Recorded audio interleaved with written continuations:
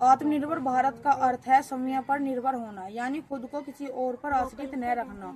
आत्मनिर्भर का सही मतलब तो यह होता है कि कोई भी व्यक्ति, गांव या देश किसी दूसरे के सहारे या किसी दूसरे पर निर्भर नहीं होकर खुद पर निर्भर रहे। यदि हमारा देश आत्मनिर्भर रहेगा तो हमें किसी दूसरे देश पर निर्भर नहीं रहना होगा।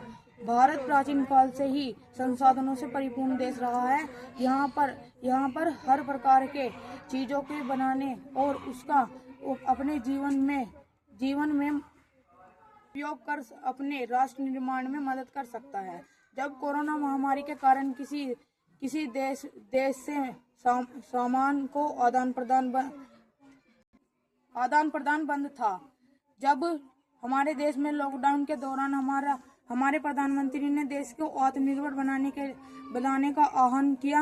उन्होंने लोकल फॉर वोकल का भी नारा चलाया, जिसका अर्थ है लोकल में बनी वस्तु का प्रचार करना।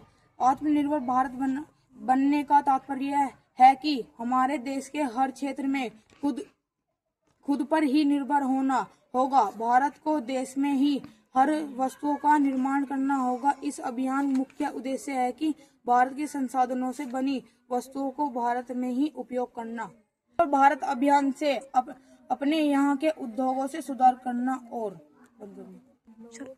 युवाओं के लिए रोजगार, गरीबी के लिए पर्याप्त खाना ही इस अभियान के मुख्य उद्देश्य है। आत्मनिर्भर भारत होने से हमारे फायदे।